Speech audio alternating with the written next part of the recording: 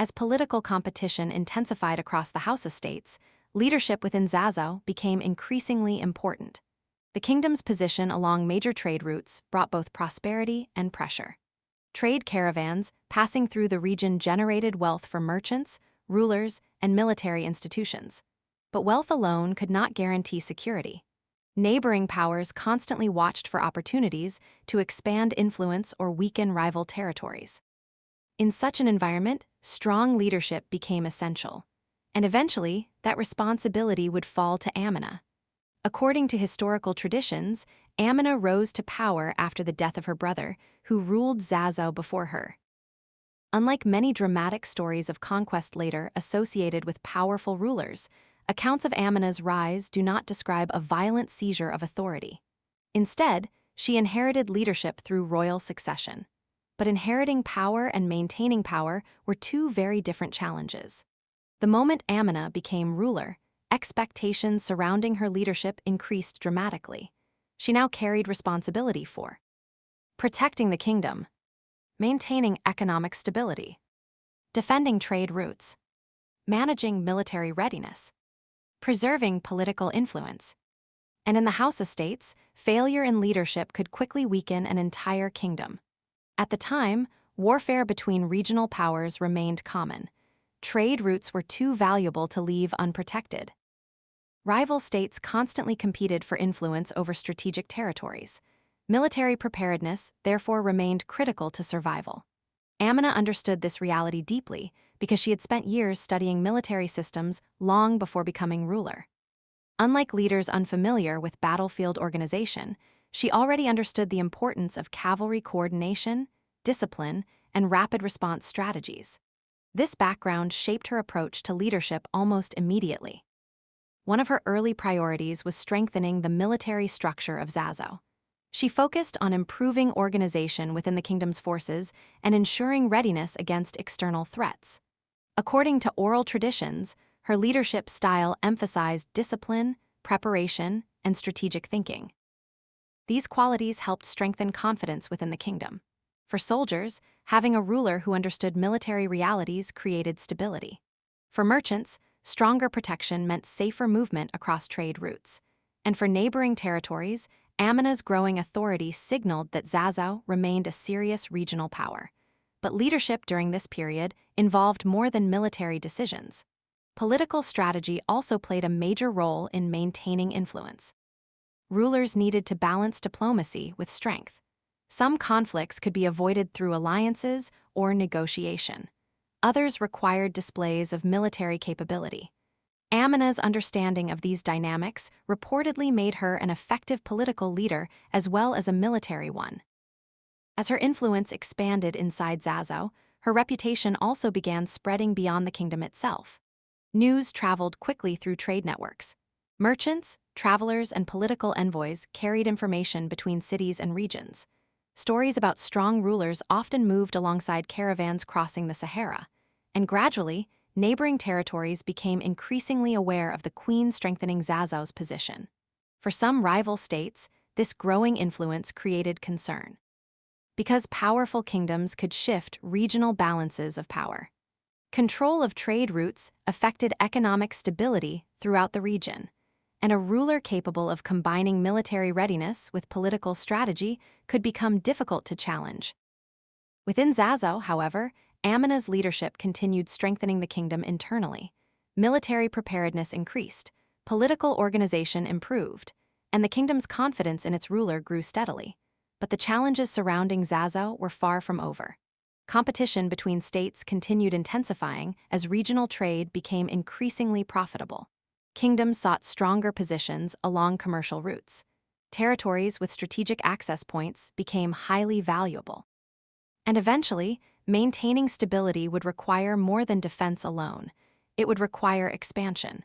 This next stage would define Queen Amina's legacy forever. Because according to oral traditions and historical accounts, she would soon begin military campaigns that expanded the influence of Zazzau across surrounding regions. And with each campaign, her reputation as a ruler would grow stronger, not only as a queen, but as a commander.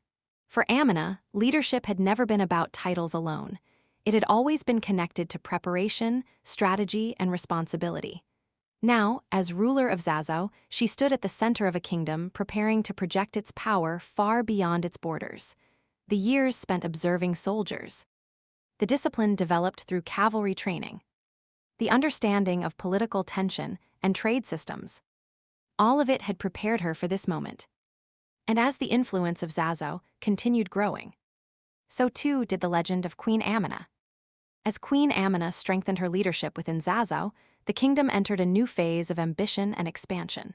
The political landscape of the Hausa states remained highly competitive. Trade routes connecting West Africa to North Africa continued generating enormous economic importance. And kingdoms that controlled these routes gained wealth, influence, and military advantage. Amina understood this clearly. Protecting Zazzau alone would not guarantee long-term stability. To secure the kingdom's future, influence had to expand beyond its borders. According to oral traditions, Queen Amina began leading military campaigns across neighboring territories, extending the reach of Zazzau into surrounding regions. These campaigns were not simply about conquest for glory. They were strategic. Control of important territories meant stronger access to trade networks, and stronger trade networks meant greater economic power. At the center of these military efforts stood the cavalry. Hausa military systems relied heavily on mounted warriors capable of moving rapidly across open terrain. Speed created advantage. Quick movement allowed armies to respond before enemies could fully prepare. And disciplined cavalry units often determined the outcome of regional conflicts. Queen Amina's understanding of these military systems reportedly helped strengthen the effectiveness of Zazzau's forces. Historical traditions remember her not as a distant ruler hidden behind palace walls, but as a leader directly connected to military campaigns and strategic expansion. This image of a warrior queen became central to her legacy. As Zazzau's influence spread, neighboring territories increasingly recognized the kingdom as a major regional power. Trade centers under Zazzau's influence grew more secure.